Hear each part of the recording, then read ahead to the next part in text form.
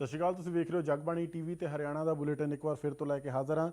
ਹਰਿਆਣਾ ਦੀਆਂ ਵੱਡੀਆਂ ਖਬਰਾਂ ਦੇ ਵਿੱਚ ਅਸੀਂ ਗੱਲਬਾਤ ਕਰਾਂਗੇ, ਜਿੱਥੇ ਸੀਐਮ ਸੈਣੀ ਦੇ ਵੱਲੋਂ ਹਾਈ ਪਰਚੇਜ਼ ਪਾਵਰ ਕਮੇਟੀ ਦੀ ਮੀਟਿੰਗ ਕੀਤੀ ਗਈ ਹੈ। ਉਹਨਾਂ ਦੇ ਵੱਲੋਂ ਕਈ ਅਹਿਮ ਖਰੀਦ ਏਜੰਡੇ ਨੂੰ ਲੈ ਕੇ ਚਰਚਾ ਕੀਤੀ ਜਾਂਦੀ ਹੈ, ਤਾਂ ਉਹਨਾਂ ਦੇ ਨਾਲ ਮੰਤਰੀ ਵਿਪੁਲ ਗੋਇਲ ਵੀ ਮੌਜੂਦ ਹੁੰਦੇ ਨੇ। ਤੇ ਉਸ ਤੋਂ ਬਾਅਦ ਪ੍ਰਦੇਸ਼ ਅਧਿਕਸ਼ ਜੋ ਕਿ ਹਰਿਆਣਾ ਦੇ ਬੀਜੇਪੀ ਪ੍ਰਧਾਨ ਨੇ, ਉਹਨਾਂ ਦੇ ਵੱਲੋਂ ਵਿਰੋਧੀਆਂ ਤੇ ਨਿਸ਼ਾਨੇ ਸਾਧੇ ਜਾਂਦੇ ਨੇ। ਉਹਨਾਂ ਦੇ ਵੱਲੋਂ ਵੀ ਗੱਲਬਾਤ ਕਰਾਂਗੇ, ਜਿੱਥੇ ਮਹਿਲਾ ਆਰਕਸ਼ਣ ਦਾ ਬਿੱਲ ਜਿਹੜਾ ਪਾਸ ਸੰਸਦ ਵਿੱਚ ਨਹੀਂ ਹੁੰਦਾ, ਉਸ ਨੂੰ ਲੈ ਕੇ ਵਿਰੋਧੀਆਂ ਦੇ ਉੱਤੇ ਉਹਨਾਂ ਦੇ ਵੱਲੋਂ ਨਿਸ਼ਾਨੇ ਸਾਧੇ ਜਾਂਦੇ ਨੇ। ਤਾਂ ਸਭ ਤੋਂ ਪਹਿਲਾਂ ਗੱਲ ਕਰ ਲੈਂਦੇ ਹਾਂ ਕਿ ਮੁੱਖ ਮੰਤਰੀ ਨਾਇਬ ਸੈਣੀ ਨੇ ਜਿੱਥੇ ਚੰਡੀਗੜ੍ਹ ਦੇ ਵਿੱਚ ਹਾਈ ਪਰਚੇਜ਼ ਪਾਵਰ ਕਮੇਟੀ ਦੀ ਬੈਠਕ ਕੀਤੀ, ਉਹਨਾਂ ਦੀ ਪ੍ਰਧਾਨਗੀ ਦੇ ਵਿੱਚ ਮੀਟਿੰਗ ਹੁੰਦੀ ਹੈ।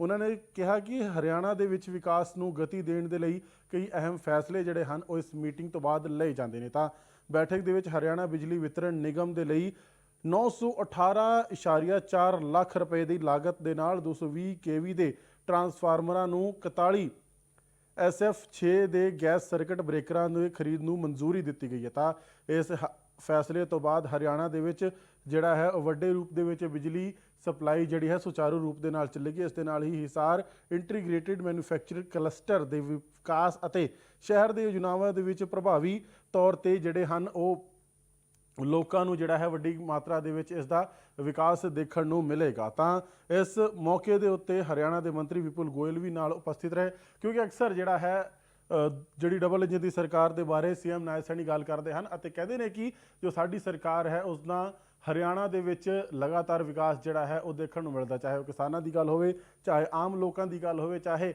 ਉਹ ਲਾਡੋ ਲక్ష్ਮੀ ਯੋਜਨਾ ਦੀ ਗੱਲ ਹੋਵੇ। ਤਾਂ ਲਗਾਤਾਰ ਜਿਹੜੀ ਹੈ ਉਹ ਮੀਟਿੰਗ ਸਰਕਾਰ ਦੇ ਵੱਲੋਂ ਕੀਤੀ ਜਾਂਦੀ ਹੈ ਅਤੇ ਉਸ ਤੋਂ ਬਾਅਦ ਲਗਾਤਾਰ ਵਿਕਾਸ ਚਰਚਾ ਉਹ ਕੀਤੀ ਜਾਂਦੀ ਹੈ। ਤਾਂ ਇਸ ਤੋਂ ਬਾਅਦ ਗੱਲ ਕਰ ਲੈਂਦੇ ਹਾਂ ਅਗਲੀ ਖਬਰ ਦੀ। ਤਾਂ ਵਿਰੋਧੀਆਂ ਦੇ ਉੱਤੇ ਬੀਜੇਪੀ ਪ੍ਰਧਾਨ ਨਿਸ਼ਾਨਾ ਸਾਧਦੇ ਨੇ। ਉਹਨਾਂ ਨੇ ਕਿਹਾ ਕਿ ਮਹਿਲਾਵਾਂ ਨੂੰ ਜੋ ਪ੍ਰਧਾਨ ਮੰਤਰੀ ਸਨਮਾਨ ਦੇ ਰਹੇ ਨੇ, ਤਾਂ ਉਸ ਨੂੰ ਲੈ ਕੇ ਜੋ ਮਹਿਲਾ ਆਰਕਸ਼ਣ ਬਿੱਲ ਸਰਕਾਰ ਦੇ ਵੱਲੋਂ ਪੇਸ਼ ਕੀਤਾ ਗਿਆ ਸੀ, ਉਸ ਨੂੰ ਵਿਰੋਧੀਆਂ ਦੇ ਵੱਲੋਂ ਸਾਜ਼ਿਸ਼ ਦੇ ਤਹਿਤ ਨਾਕਾਮ ਕੀਤਾ ਗਿਆ। ਤਾਂ ਉਹਨਾਂ ਦੇ ਵੱਲੋਂ ਵਿਰੋਧੀਆਂ ਉੱਤੇ ਨਿਸ਼ਾਨਾ ਸਾਧਿਆ ਗਿਆ ਹੈ। ਉਹਨਾਂ ਨੇ ਕਿਹਾ ਕਿ ਇਹਨਾਂ ਦੇ ਵੱਲੋਂ ਜਿਹੜਾ ਬਿੱਲ ਨਾ ਪਾਸ ਹੋਣ ਦੇ ਲਈ ਸਾਜ਼ਿਸ਼ ਜਿਹੜੀ ਹੈ ਉਹ ਕੀਤੀ ਗਈ ਸੀ। ਇਸ ਤੋਂ ਇਲਾਵਾ ਕੀ ਕੁਝ ਕਿਹਾ ਗਿਆ ਮੋਹਨ ਲਾਲ ਬਡੋਲੀ ਵੱਲੋਂ, ਇੱਕ ਵਾਰ ਆਓ ਤੁਹਾਨੂੰ ਸੁਣਾ ਦਿੰਦੇ ਹਾਂ। और जी सभी पत्रकार साथियों का स्वागत है, अभिनंदन है। और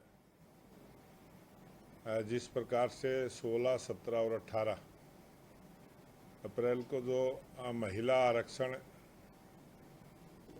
नारी शक्ति वंदन अधिनियम 2023 को लेके जो विशेष सत्र 3 दिन तक का रहा, ये देश की आधी आबादी हमारी माताएं बहनें उन सबको जो अधिकार राजनीतिक रूप से राजनीति में भागीदारी मिलने का एक बहुत बड़ा जो अवसर था, उस अवसर में जिस प्रकार से टीएमसी, डीएमके, सपा और कांग्रेस, इन सभी राजनीतिक दलों ने बहानेबाजी करते हुए जो अड़ंगे अड़ाने का काम किया है और ऐसे बहुत ज़रूरी बिल को जो गिराने का काम किया है, ये टीएमसी, डीएमके, सपा और कांग्रेस, ये हमारी देश की आधी आबादी की नज़रों से गिरे हैं। ये आरक्षण का बिल गिरना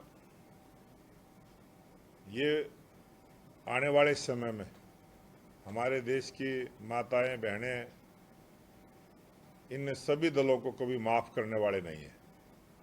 और जिस प्रकार का महिलाओं में आक्रोश आज देखने को मिल रहा है,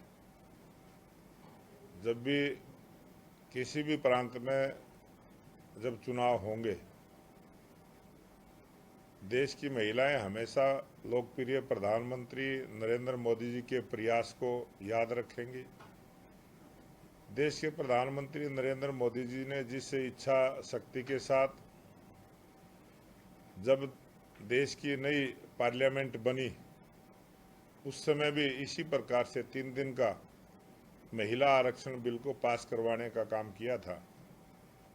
और जिस प्रकार से उस समय एक मत से ये महिला आरक्षण बिल पास हुआ था, उसी प्रकार से सभी राजनीतिक दलों की जिम्मेवारी बनती थी कि वो इस बार भी इसमें किसी भी प्रकार की अड़ंगेबाजी ना करके एक मत से अगर इसको पास करते तो हमारे देश की आधी आबादी को वो अधिकार मिलता जो 40 वर्षों से इस बात का इंतजार था कि महिलाओं को बराबर की राजनीतिक भागीदारी मिले। और देश के प्रधानमंत्री नरेंद्र मोदी जी ने पंचायतों में जिस प्रकार से पूरे देश के अंदर 50% का जो राजनीतिक अधिकार ग्राम पंचायत, ब्लॉक समिति और जिला परिषद में देने का काम किया था, वो देश की सभी महिलाओं को उसका गौरव है। देश की सभी महिलाएं उसको ध्यान में भी रखती हैं कि देश के प्रधानमंत्री नरेंद्र मोदी जी ने जो महिलाओं को सशक्त करने का, महिलाओं को अधिकार देने का, महिलाओं को राजनीतिक रूप से सम्मान देने का और बराबर भागीदारी, चाहे फौज की हो, चाहे सिविल सर्विस की हो, सेना की हो, और आज महिलाओं को हर फील्ड में जो बराबर की भागीदारी, बराबर का सम्मान जिस प्रकार से मिला है, वो महिलाओं के लिए बड़े गौरव की बात है।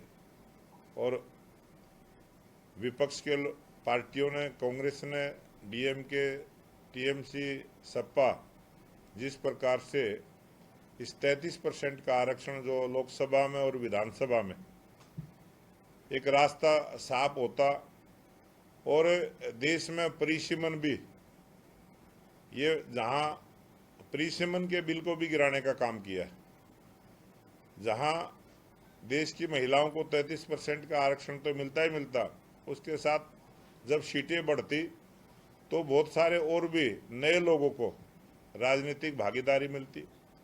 और जिस प्रकार से कांग्रेस ने झूठ फैलाया कि दक्षिण के साथ भेदभाव होगा, उसमें देश के गृह मंत्री अमित शाह जी ने स्पष्ट किया था कि किसी भी प्रकार से किसी के साथ कोई भेदभाव नहीं होगा और 50% की बढ़ोतरी वो हर प्रांत में होगी, हर स्तर पर होगी, और देश में परिसीमन होगा तो और ज़्यादा लोगों को राजनीतिक रूप से भागीदारी मिलेगी। ਤਾਂ ਇਸ ਤੋਂ ਇਲਾਵਾ ਮੋਹਨ ਲਾਲ ਬਡੋਲੀ ਦੇ ਵੱਲੋਂ ਵਿਰੋਧੀਆਂ ਤੇ ਨਿਸ਼ਾਨਾ ਸਾਧਦੇ ਹੋਏ ਕਿਹਾ ਗਿਆ ਕਿ ਵਿਰੋਧੀ ਝੂਠ ਬੋਲਦੇ ਹਨ ਅਤੇ ਸਦਨ ਤੋਂ ਨਿਕਲ ਜਾਂਦੇ ਨੇ ਜਦੋਂ ਵੀ ਕੋਈ ਏਜੰਡਾ ਜੋ ਪਾਸ ਕੀਤਾ ਜਾਂਦਾ, ਚਾਹੇ ਕੋਈ ਵੀ ਚੰਗਾ ਨਿਯਮ ਲੈ ਕੇ ਆਂਦਾ ਜਾਂਦਾ ਹੈ, ਤਾਂ ਇਹਨਾਂ ਦੇ ਵੱਲੋਂ ਇਹ ਮਨਸ਼ਾ ਹੁੰਦੀ ਹੈ ਕਿ ਸਰਕਾਰ ਦਾ ਵਿਰੋਧ ਕਰਨਾ ਹੈ। ਤਾਂ ਵਿਰੋਧੀ ਲਗਾਤਾਰ ਉਹਨਾਂ ਦੇ ਵੱਲੋਂ ਚਾਹੇ ਜਿੰਨਾ ਮਰਜ਼ੀ ਚੰਗਾ ਕੰਮ ਕਰ ਲਿਆ, ਉਹਨਾਂ ਦੇ ਵੱਲੋਂ ਵਿਰੋਧ ਕੀਤੇ ਜਾਂਦੇ ਨੇ। ਡਬਲ ਇੰਜਨ ਦੀ ਸਰਕਾਰ ਦੇ ਵੱਲੋਂ ਬਹੁਤ ਵੱਡੇ ਕੰਮ ਕੀਤੇ ਜਾ ਰਹੇ ਨੇ, ਤਾਂ ਵਿਰੋਧੀਆਂ ਦੇ ਉੱਤੇ ਨਿਸ਼ਾਨਾ ਸਾਧਿਆ ਗਿਆ ਹੈ ਮੋਹਨ ਲਾਲ ਬਡੋਲੀ ਦੇ ਵੱਲੋਂ। ਇਸ ਤੋਂ ਇਲਾਵਾ ਉਹਨਾਂ ਨੇ ਕਿਹਾ ਕਿ ਚੋਣਾਂ ਦੇ ਵੇਲੇ ਵੀ ਲਗਾਤਾਰ ਇਹਨਾਂ ਦੇ ਵੱਲੋਂ ਜਿਹੜੇ ਹਨ ਕਿ ਨਜਾਇਜ਼ ਹਮਲੇ ਕੀਤੇ ਜਾਂਦੇ ਨੇ। ਅਤੇ ਇਸ ਤੋਂ ਇਲਾਵਾ ਜੋ ਵਿਰੋਧੀਆਂ ਦੇ ਵੱਲੋਂ, ਯਾਰ ਦੁਬਾਰਾ ਕਰਨਾ ਪੈਣਾ, ਸਹੀ ਨਹੀਂ ਹੋ ਰਿਹਾ, ਦੁਬਾਰਾ ਰਿਕਾਰਡ ਕਰ।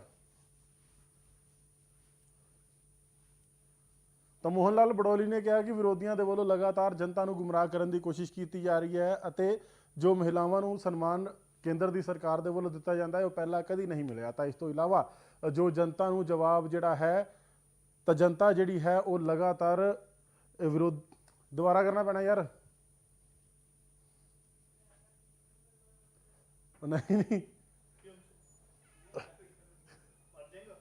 ਉਹ ਇੱਕ ਸੈਕਿੰਡ ਬੋਲਣਾ ਬਸ।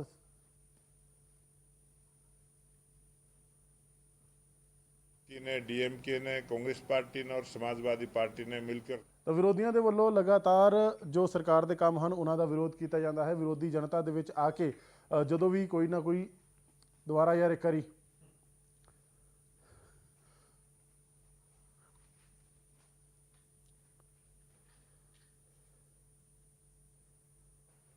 ਬੋਲਾਂ, ਤਾਂ ਵਿਰੋਧੀਆਂ ਦੇ ਉੱਤੇ ਲਗਾਤਾਰ ਵਿਰੋਧੀਆਂ, ਦੁਬਾਰਾ ਯਾਰ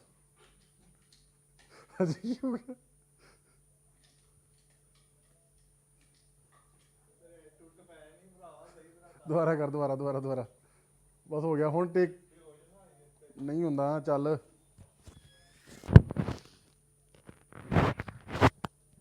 ਕਰੀਏ। Hello, ready. ਤਾਂ ਮੋਹਨ ਲਾਲ ਵਡੋਲੀ ਦੇ ਵੱਲੋਂ ਵਿਰੋਧੀਆਂ ਤੇ ਨਿਸ਼ਾਨਾ ਸਾਧਿਆ ਗਿਆ ਹੈ। ਤਾਂ ਉਹਨਾਂ ਨੇ ਕਿਹਾ ਕਿ ਵਿਰੋਧੀ ਝੂਠ ਬੋਲਦੇ ਹਨ ਅਤੇ ਸਦਨ ਤੋਂ ਜਦੋਂ ਵੀ ਕੋਈ ਨਿਯਮ ਲੈ ਕੇ ਆਇਆ ਜਾਂਦਾ ਹੈ, ਚਾਹੇ ਕਾਨੂੰਨ ਦੀ ਗੱਲ ਕੀਤੀ ਜਾਵੇ, ਚਾਹੇ ਬਿੱਲ ਦੀ ਗੱਲ ਕੀਤੀ ਜਾਵੇ, ਇਹ ਸਿਰਫ ਵਿਰੋਧ ਕਰਦੇ ਨੇ ਅਤੇ ਸਦਨ ਤੋਂ ਨਿਕਲ ਜਾਂਦੇ ਨੇ। ਤਾਂ ਵਿਰੋਧੀਆਂ ਨੂੰ ਜਨਤਾ ਜਿਹੜੀ ਹੈ ਉਹ ਜਵਾਬ ਜ਼ਰੂਰ ਦੇਵੇਗੀ। ਤਾਂ ਕੀ ਕੁਝ ਕਿਹਾ ਗਿਆ ਮੋਹਨ ਲਾਲ ਵਡੋਲੀ ਦੇ ਵੱਲੋਂ, ਜਾਂਦੇ ਜਾਂਦੇ ਤੁਹਾਨੂੰ ਸੁਣਾ ਦਿੰਦੇ ਹਾਂ। ਅੱਜ ਦੇ ਬੁਲੇਟਿਨ ਦੇ ਵਿੱਚ ਇੰਨਾ ਹੀ। ਬਾਕੀ ਖਬਰਾਂ ਲਈ ਬਣੇ ਰਹੋ ਜਗਬਾਣੀ ਟੀਵੀ ਦੇ ਨਾਲ। इजाजत दियो, धन्यवाद। जरूर देने का फिर से प्रयास करेंगे और उसमें कामयाब भी होंगे। पूरे देश की मीडिया को भी पता है, पूरे देश को भी पता है, संविधान में भी है। 1976 में जब परिसीमन हुआ और 550 लोकसभा सीटों को फ्रीज किया गया, और उसी समय ये हुआ था कि 2026 में 50 वर्ष के बाद दोबारा से देश में परिसीमन होगा। और जब ये 2023 में आरक्षण 33% का महिलाओं के लिए पास हुआ, उस समय भी ये बात थी कि 26 के अंदर जब परिसीमन होगा और 2021 के सेंसेक्स पर होगा, उस समय ये तय हुआ था। ऑन रिकॉर्ड सारी चीजें। इन्होंने बरगलाने का प्रयास किया है, झूठ बोलने का प्रयास किया है। और पहली बार देश में विपक्ष के जितने भी राजनीतिक दल थे, खुद कांग्रेस, टीएमसी, इन्होंने मुद्दा उठाया था कि जाति के नाम पर देश में आरक्षण हो, वो अपना जनसंख्या की जनगणना हो। और अब की बार जाति के आधार पर जनगणना का कार्य शुरू हो चुका है। और हरियाणा में भी 16 अप्रैल से जनगणना का कार्य चालू हुआ है। और डिजिटल तरीके से भी, नया कंसेप्ट, डिजिटल तरीके से भी जनगणना में सब भाग ले सकते हैं। और बहुत आसान उसमें तरीका है। उन्होंने जिस प्रकार से ये प्रयास किया है कि 543 सीटों पर ही हो। अब चुनाव हो चुका है, अब लोकसभा का चुनाव 2029 में होना है। जो चुनाव हो चुका है उसमें कैसे 33% का आरक्षण हो सकता है? ये इस प्रकार का गुमराह करने का प्रयास, झूठ बोलने का प्रयास। जब लोकसभा का चुनाव 2025 का हो चुका है, उसमें 33% का आरक्षण किस प्रकार से व्यवस्था कर सकते हैं? वो बोलते जरूर हैं, लेकिन वो कार्य किस प्रकार से होगा उसका कोई लॉजिक नहीं होता। तो इसी प्रकार से इस बिल को लटकाने का, भटकाने का और देश की जनता को भ्रमित करने का जो कांग्रेस का प्रयास है, देश की जनता सब जानती है। और आजकल कोई बात जिस प्रकार से, जिस सफाई के साथ कांग्रेस झूठ बोलने का प्रयास करती है, वो देश की जनता उनको पहचानती है।